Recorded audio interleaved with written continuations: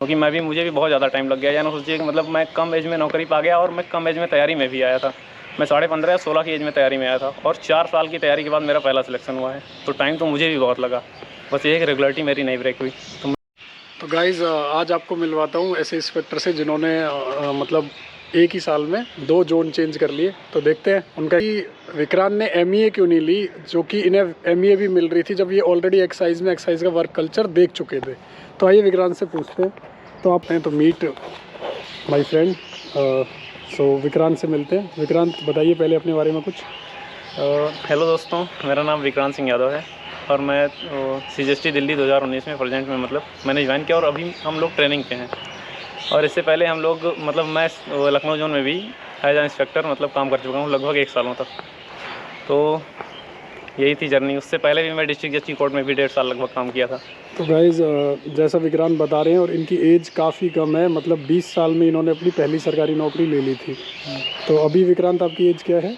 अभी मेरी एज 23 हुई है सितंबर में। तो गाइस देखिए उन सब कैंडिडेट्स के लिए बहुत बड़ी मोटिवेशन है जो तैयारी कर रहे हैं, क्योंकि 2 बार इंस्पेक्टर लेना, वो भी नॉर्थ में, वो भी लखनऊ जैसे जोन में, उसके बाद दिल्ली में। मतलब इनको 2018 में लखनऊ मिल रहा था, तो थोड़ा सा जानते हैं इन्होंने वो छोड़कर दिल्ली क्यों लिया। तो 2018 में मुझे दिल्ली भी मिल रहा था और लखनऊ भी मिल रहा था, लेकिन मैं क्योंकि अयोध्या से हूँ और सबकी ये चार्म होती है कि मतलब मैं जॉब पा जाऊँ जो कि मेरे घर के पास हो, मैं मतलब अपनी फैमिली भी देख लूँ और बाकी सारी चीज़ें भी मैनेज कर लूँ साथ में। तो इस वजह से मैंने लखनऊ डाला पहले पे और मुझे लखनऊ मिल गया इत्तेफाक से। लेकिन फिर मेरे साथ ये हुआ कि जब जोन एलोकेशन हुआ तो मैं ये उम्मीद कर रहा था कि मुझे लखनऊ भेजेंगे एड्रेस के अकॉर्डिंग, लेकिन वो लखनऊ मुझे नहीं मिला और मुझे मेरठ जोन मिला। फिर मेरठ जोन से जब मुझे कमिश्नरेट अलॉट हुआ तो मुझे मेरठ से नोएडा भेज दिया गया। और नोएडा और दिल्ली NCR में ही आते हैं, नोएडा भी एकदम मतलब बॉर्डर पे ही है। तो मुझे ये लगा कि मैं मतलब लखनऊ लेके भी दिल्ली में हूँ एक तरीके से। और मैंने दूसरा CGL दिया भी था, वो भी बहुत अच्छा हुआ था, अच्छी रैंक आई थी। इस वजह से मैंने सोचा कि जब दिल्ली ही रहना है तो मैं दिल्ली लेके क्यों ना रहूँ। और बहुत सारे मामलों में, जैसे प्रमोशन के मामले में अगर देखा जाए तो लखनऊ में प्रमोशन बहुत ज़्यादा स्लो हैं। वहाँ मतलब 15-15 साल से ज़्यादा हो गया लोगों के भी मतलब प्रमोशन नहीं हुए हैं। और दिल्ली में ये चीज़ें सही थी, एक रीज़न बड़ा ये भी कह सकते हैं। और दिल्ली में इनका फ्रेंड सर्कल भी एक डेवलप हो गया था, जैसा मैं समझ पा रहा हूँ। तो एक दोस्तों से जो बन जाता है नाता, और थोड़ा मेरे हिसाब से रिसोर्सेज भी ठीक हैं। तो और जैसे 2018 की बैच में भी 4 फ्रेंड्स मेरे जो मतलब सेम कोचिंग से तैयारी किए थे, वो 2018 में ही मतलब दिल्ली लेके आ गए थे। उसके बाद में इस बार भी हम 4 लोग अयोध्या से ही, दिशा कैरियर इंस्टीट्यूट एक कोचिंग है, वहीं से 4 लोग फिर दिल्ली में आए। तो और उसके बाद 2020 में भी 2 लड़के और आ रहे हैं दिल्ली एक्साइज में। तो हम टोटल 10 लोग हो गए हैं अयोध्या से। इस वजह से मतलब ये भी एक बड़ा रीज़न है। दूसरा, जो दिल्ली से अयोध्या के रूट पे ट्रेनें बढ़िया मिल जाती हैं आराम से, हम लोग घर एक रात में पहुंच जाते हैं। यानी यहाँ अगर फ्राइडे में शाम को ऑफिस के बाद भी हम बैठे तो सुबह 6 बजे घर पहुंच जाते हैं। तो ये भी एक रीज़न कह सकते हैं। बाकी भी बहुत सारी चीज़ें हैं दिल्ली में, रिसोर्सेज मतलब अच्छे अवेलेबल हैं, मतलब आगे के चांसेस कैरियर ग्रोथ के बहुत अच्छे हैं। ये भी एक बड़ा रीज़न था।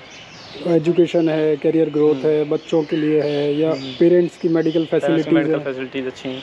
और मेरे हिसाब से आपकी वहाँ ट्रेनिंग नहीं हुई थी शायद? नहीं, वहाँ ट्रेनिंग अभी ये 2 तारीख से स्टार्ट है। मतलब हम लोगों को डायरेक्ट ज्वाइन करा के सीधे ऑफिस का चार्ज दे दिया गया था। तो स्टार्ट के 2-3 महीने तो ज़्यादा कुछ समझ में नहीं आया, लेकिन उसके बाद में धीरे धीरे काम करना स्टार्ट किया। तो बढ़िया रहा एक्सपीरियंस वहाँ का भी। मतलब 1 साल वहाँ भी मज़ा ही आ गया, क्योंकि हम दिल्ली में थे तो ये नोएडा में थे, तो वहाँ मतलब ये था कि दिल्ली वाली फीलिंग वहाँ भी आ रही थी कि दिल्ली है एक तरीके से। हाँ, नोएडा भी एक तरीके से NCR का पार्ट है, तो दिल्ली का पूरा टच ही है। तो फिर आपका यहाँ और वहाँ के एक्सपीरियंस को अगर कंपेयर करें तो अभी तक का कौन सा बेटर है? अभी तक का फ़िलहाल तो ट्रेनिंग ही स्टार्ट हो गई है। यहाँ अभी वर्क कल्चर के बारे में उतना नहीं पता है, लेकिन वहाँ का 1 साल शानदार था ये कहेंगे। लेकिन ये है कि वहाँ एक ये भी था कि 10 में से 9 लोगों ने मुझे ये सजेस्ट किया कि तुम दिल्ली जाओ, ये नहीं कहा कि मतलब लखनऊ में रुको। हाँ, वो क्योंकि बहुत बड़ा जोन है लखनऊ, बहुत बड़ा जोन है लखनऊ। उसके बाद में फिर ट्रांसफ़र्स वगैरह, मतलब बड़ी दूर दूर की रेंजेस में ट्रांसफ़र्स होते हैं, और पूरा यूपी तुम्हें पूरे जॉब में घूमना पड़ेगा, तो स्टेबिलिटी भी नहीं आएगी। ये भी एक रीज़न था। तो बाकी अपनी अपनी कोई टिप्स देना चाहोगे जो प्रिपरेशन कर रहे हो उन बच्चों को CGL 22-23? यही कहना चाहूँगा कि आप बैकग्राउंड कुछ भी हो, मैटर तो करता है, ये बैकग्राउंड बहुत ज़्यादा मैटर करता है, लेकिन आपका बैकग्राउंड कुछ भी हो, अगर आप ढंग से मेहनत करें, रेगुलरिटी से तैयारी करें, डिसिप्लिन में करें और ईमानदारी से तैयारी करें, तो आपका सिलेक्शन हो ही जाना है। क्योंकि मुझे भी बहुत ज़्यादा टाइम लग गया। यानी सोचिए कि मतलब मैं कम एज में नौकरी पा गया और मैं कम एज में तैयारी में भी आया था। मैं 15.5 या 16 की एज में तैयारी में आया था और 4 साल की तैयारी के बाद मेरा पहला सिलेक्शन हुआ है। तो टाइम तो मुझे भी बहुत लगा, बस ये कि रेगुलरिटी मेरी नहीं ब्रेक हुई। तो मैं ये कहना चाहूँगा कि मतलब हिम्मत ना हारिए, हार ना मानिए अच्छे से मतलब ईमानदारी से प्रयास कीजिए, अपने आप को धोखा मत दीजिए। तो ऐसा तो नहीं, ग्रेजुएशन का कोई इफेक्ट तो रहता नहीं है फिर इसमें, किसी भी स्ट्रीम से हो? हाँ, तो उससे ज़्यादा। हाँ। बीटेक किया है आपने? नहीं बीटेक नहीं, मैंने बस 12th मैथ्स बैकग्राउंड से कर लिया। उसके बाद में ग्रेजुएशन मैंने डाल दिया, और वो मैं ऐसे ही पढ़ता था, एग्ज़ाम से पहले थोड़ा सेल्फ से पढ़ के देना हुआ इस तरीके से, और तैयारी साथ में मेरी चल रही थी। 12th के बाद ही मैंने तैयारी स्टार्ट कर दी थी SSC की। मतलब इसका कोई लेना देना नहीं है कि आप इंजीनियर हो तो आप इंटेलिजेंट हो, ज़्यादा स्मार्ट हो? नहीं, लेना देना तो है। जैसे ये बिल्कुल ये नहीं कह सकते कि इंजीनियर्स जो हैं वो मतलब अब क्या बताएं इस टॉपिक पे, लेकिन उसका फ़र्क पड़ता है, लेकिन नहीं भी पड़ता है। सिलेक्शन लेना है तो उसके लिए नहीं फ़र्क पड़ता है। ये होता है किसी को टाइम कम लगता है, अगर कोई इंजीनियर आया है तो जल्दी निकाल लेता है, और हम लोगों को ज़्यादा टाइम लग जाता है। वो अगर 2 साल में निकाल रहे हैं तो हमें 4 साल लग जाता है। ये फ़र्क पड़ जाता है बस। तो अभी कोई फ्यूचर प्लान्स हैं आपके, या जॉब कंटिन्यू रहेगी? ये जॉब तो कंटिन्यू ही रहेगी, इसके साथ भी कोशिश करेंगे कि आगे तैयारी करें। आगे अगर कुछ बड़ा मिलता है इन्हें कुछ तो बड़ा मिलता है प्रिपरेशन करेंगे। तो ठीक है गाइज, इसी के साथ आप देख सकते हो शशांक का थोड़ा सा, शशांक ने अपना एक्सपीरियंस शेयर करा।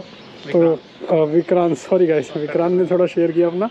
तो इसी के साथ देख सकते हो विक्रांत ने जो शेयर किया, आपको जैसा भी लगे इनका एक्सपीरियंस ज़रूर कमेंट करना। विक्रांत बहुत चार्मिंग एंड यंग एज में आ गए हैं। तो गाइज एक क्वेश्चन था इम्पोर्टेंट, वो छूट गया था कि विक्रांत ने MEA क्यों नहीं ली, जो कि इन्हें MEA भी मिल रही थी जब ये ऑलरेडी एक्साइज का वर्क कल्चर देख चुके थे। तो आइए विक्रांत से पूछते हैं। तो आपने विक्रांत MEA क्यों नहीं ली जब आपको MEA भी मिल रही थी?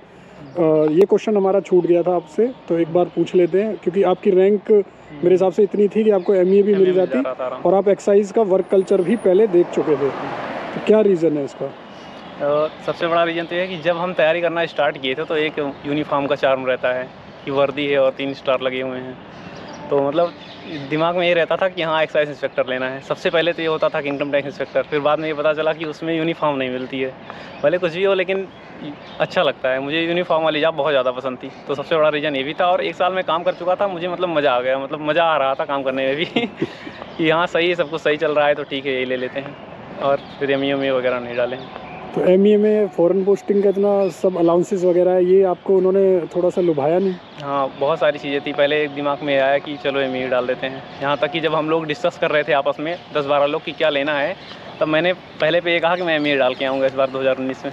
लेकिन फिर डालते डालते जब फिल करना हुआ तो फिर वो MEA नहीं डाले। फिर इस वजह से नहीं डाले कि फैमिली भी मैटर करती है हम लोगों को। फिर फ़ॉरेन कौन जाना चाहेगा?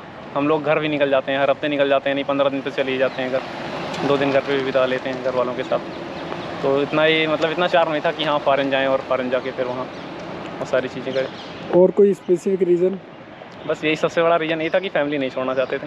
अच्छा, आप वेजिटेरियन हो नॉन वेजिटेरियन हो? नहीं, वेजिटेरियन है और अंडे वगैरह खाते हैं गाइस, क्योंकि ये क्वेश्चन इसलिए पूछा मैंने क्योंकि फ़ॉरेन में ऐसा होता है कि आपको कुछ कंट्रीज़ में फूड जो है वो नहीं मिलता है बाहर, और खुद से भी मैनेज करना, क्योंकि वहाँ पर आपको होम कुक्स वगैरह नहीं मिलते हैं, तो सेल्फ आपको करना पड़ता है जो भी है प्रिपरेशन वगैरह उस सब की। अगर किसी की वाइफ वर्किंग होती है तो उनको प्रॉब्लम्स आती है वहाँ, तो इसलिए मेरे हिसाब से बहुत सारे इसलिए भी ऑप्ट नहीं करते हैं MEA, क्योंकि जैसे ब्राज़ील है तो कोलंबिया है, साउथ अमेरिकन कंट्रीज़ में नहीं है, दुबई मिनी इंडिया है, तो वहाँ आपको फैसिलिटीज़ मिल जाती है। तो शायद इम्पोर्टेंट होता है ये वेजिटेरियंस के लिए बहुत होता है। और उससे पहले भी दिमाग में वो ख्याल नहीं आया कि हाँ MEA लेना चाहिए। ये होता था कि पोस्ट बहुत अच्छी है, लेकिन जब ये होता था कि मतलब फ़ॉरेन जाना है तो मुझे नहीं जाना था, तो उससे अच्छा SON CSS भी होता है या SON रेलवे भी होता है, बहुत सारी पोस्टें हैं मिनिस्ट्री की, तो मुझे नहीं लेना था, मुझे इंस्पेक्टर पोस्ट ही लेनी थी एक्चुअली। इसी वजह से मैंने ये प्रेफर किया। तो गाइज़, आप भी अगर प्रिपरेशन कर रहे हैं तो हम भी यही सजेस्ट करेंगे आपको कि आप इंस्पेक्टर पोस्ट ही ऑप्ट करें ASO की जगह, क्योंकि यहाँ पर बहुत सारे ASOs हैं जो आए हुए हैं। तो मैं आपको जल्दी मिलवाऊँगा ASOs से भी, तो चैनल को करें subscribe. Thank you so much for watching this video. I hope आपको वीडियो अच्छी लगे।